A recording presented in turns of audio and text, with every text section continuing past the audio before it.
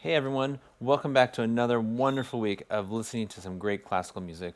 Starting this week, I want to start taking us on a trip around the world and see how music is different in different countries, especially classical music, really. And so today I want to start with the German-speaking countries. So we have mainly Germany and Austria. Now, a lot of great composers have come from here. That's why I guess I'm starting with this one. I mean, you get the three Bs, right? Beethoven, Brahms, and Bach. Okay, Bach would be your Baroque composer, and Beethoven might be your classical composer. Then Brahms, he would definitely be your romantic composer. But there's lots of others too. You know, Mozart was German speaking, he was from Austria.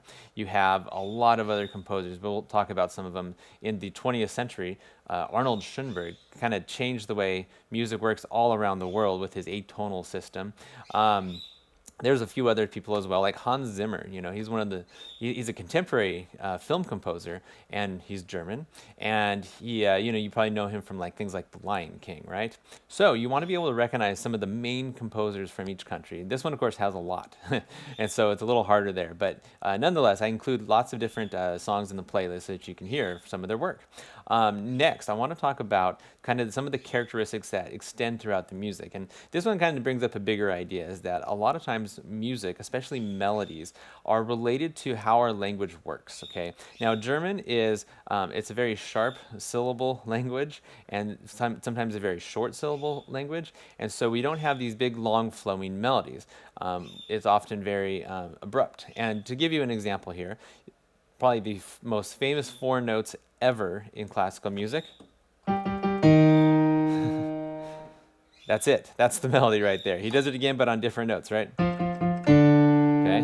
And again, it's just very abrupt, very short, and this is very typical of the way German melodies would go. Now, this isn't always the way. You know, Mozart is very good at melody, and he writes these beautiful singing melodies. He has operas where they just flow out of him.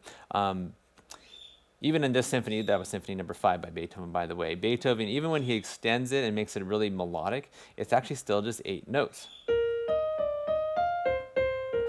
Okay, so he always kept it pretty short. It's not very flowery or anything like that. Bach kind of did the same thing, especially with his melodies. He used a lot of other things called motif, which is more just a musical idea.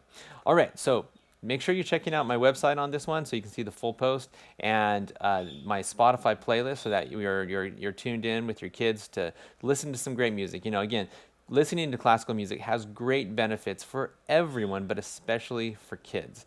And so I want to just help you encourage your kids to engage with the music. And today we start, this trip around the world. And I think on Thursday or Friday we'll go on to Italy and see some of the music from there. Okay.